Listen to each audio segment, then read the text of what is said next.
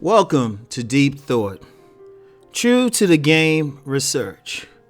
And you know what? I just recorded. Anybody I've mentioned before, I usually record stuff a few days before I upload it, and I just recorded something for my men's channel that was going through a academic type of book on black relationships, right? And I wanted to talk about that because I know I put out a lot of stuff. I put out a lot of different stuff. One thing to understand. I don't want anybody to take my word for it. Research it. Research it, especially if it's something that piques your mind. Research it. And don't be afraid to come back to me with something that might have contradicted something I said, because I'm not that type who's going to debate you, right? Unless I know for sure what I said was the truth, or at least the relative truth. I'm the type, if it's something I was like so about, I'll be like, oh, okay, thanks for letting me know. I'll look into it, all right? Because I'm gonna tell you what, if you want to go further than just listening to stuff about this, and you want to get into it, one of the things I find with research is no matter what somebody tell you, and no matter what conclusion they go on, they could always come across more information that may be invalidate an earlier conclusion. And I've done that. I've even mentioned that in one of my early books. Between Nice Guys and Players and my book Sexual Chemistry, I said, further research shows I should have reversed the order of something I was talking about. It was still valid, but the order should be reversed to maximize the effect of this particular, it was a particular sexual technique. And I said, do it in reverse, but that was to research. Now understand, research you got to go deep. Really deeper than some Google thing. Everybody's like, oh, you just Google it now. Or Wikipedia. Well, Wikipedia is not always great research. A lot of times people, if they have a certain agenda, they could write whatever on those entries. It's not really peer reviewed or anything like that. But even then, you see something, if they footnote it, then you check those.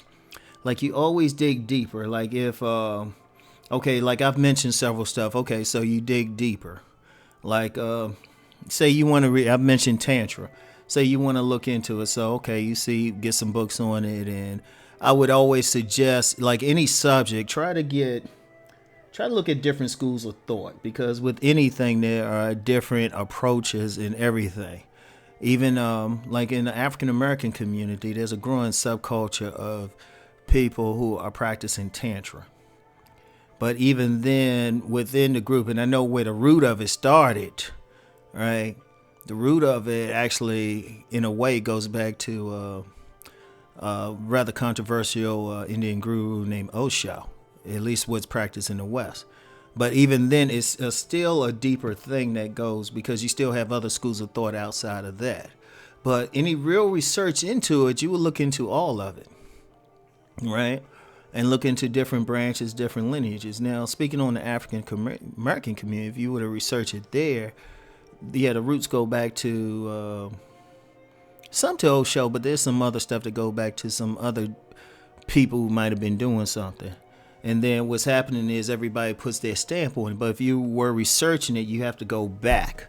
You have to say, okay, where did this come from? You always got to look at the root of it. If someone was researching, say if someone was hypothetically, and I know some people probably did, some detractors try to research some stuff about me, right? They might say, look, I'm going to find something about it. I know Rom done did some bad stuff in his life. No, nothing I can I ain't been arrested, I'll put it like that. And I actually benefit from a high security clearance even to this day. I'll leave it at that. So, yeah. But anyway, if someone were to research it, like research my background, first they would have to find out my educational background. They would have to find out my social background, where I went to school and all of that. Like if, and I've been a subject of several federal background investigations for jobs and being used as a reference. Usually, like if somebody's researching somebody, okay, like say if somebody put me as a reference for something, they researching this person's background. They would first talk to me. I'm the person listed as a reference, right? They would talk to me first, and then they would say something like, "Well, can you list two people that maybe this person didn't list who can like speak to this person, right? Two other people who might know, right?" And so you could say this person, give them the address, whatever, and then they will find that person, and then maybe try to find other people. Like basically, true to the game research, you got to dig. You got to dig, no matter what the subject. Like my suggestion is, okay, if you're reading a book, okay, I might suggest something. You get a book on it, get in the footnotes, see what they're saying. Keep looking, you keep digging, and then once you get those books, you get those articles, see who they reference, and you keep digging. Ultimately, and depending on the subject, you could be digging for a while. Like any true to the game research digs a while, and you might actually, like if you say you follow in a certain school of thought, you dig long enough, you might find something that contradicts dealing with that school of thought. Because you might say, well, wait a minute.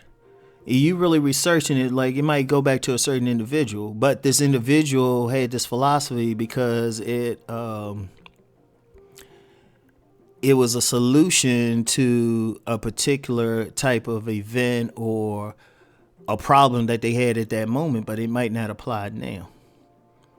You see what I'm saying? Like, there's a lot of, I'll say like in the Bible, let me use an example. There were certain eating restrictions that were in place, but you have to remember, they didn't have good food preservatives. So it might have been like, okay, you need to eat this now. Or I'm going to tell you what, I can give you one. There's two examples I use, and this is something from in the history of this country, like cooking hams. Right? Now, there was a story I saw one time. Someone was saying, there's a tradition for people to cut, when they make a ham, to cut the ends off and stuff. And, people do it and not really think about why they do it. Right? But if you research it, you might find the only reason it started doing it at first because somebody had to fit the ham into the pot. But research would say that. Now, doing some research like that, you might have to do a lot of oral history. And I'm going to get into that oral history in a second, right? Also, there was something because, there's many people like, hey, the pigs are nasty. They eat anything. If you in front of them, like literally, if you in front of them, they could probably eat you. I've heard of people dying because a pig bit them or something, right? They eat anything. Yet our ancestors, they eat everything out of that pig, chitlin, everything, right? Never saw the appeal of chitlins. Had them before. Some people swear about them. It's an acquired taste, I can tell you that, and I never acquired it.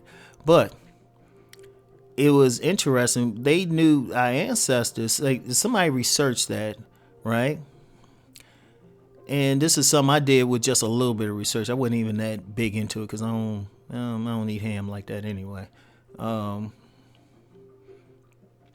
But they said I saw a piece of article that was talking about it. They did the research, and it was just like with the ham, the reason they knew about the pig's proclivities and they knew about some of the dangers, but that was one of the reasons why they use pineapples.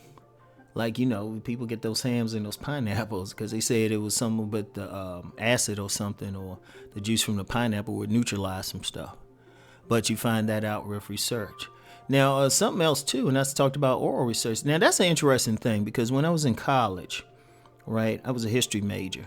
And I learned a lot of research there. But one of the assignments I had was talking to some elders about their life. I mean, that was an actual assignment. So I picked my step-grandfather and my grandmother. And it was interesting what they told me. It was interesting. Like I didn't realize my step-grandfather had did some stuff along the civil rights thing. Like back in the 40s. I mean, nothing major, but it was just they were protesting stuff. And he was like, wait a minute. You didn't really hear that. Like one thing I like about oral history or talking to elders, they tell you stuff that you're not going to hear otherwise. Like I had a perspective about the Depression from my grandmother. My grandmother didn't suffer from the Depression. And then when I think about it, she never spoke negatively about it. Neither did my grandfather. Neither did my grandfather. She never spoke negatively about it. Or, like, oh, it was so tough. She was like, nah, we were pretty much rich, for some black people back then.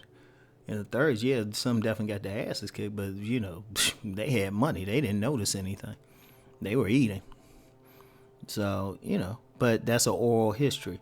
But my whole point with any of it, whether it's oral, whether it's going through books, a true to the game research, if you want to do that, well, one, unless you're doing it for a think tank or something, ain't really enough money. A lot of researchers do it for themselves, maybe publish a book, maybe they writing a dissertation or something to get a PhD.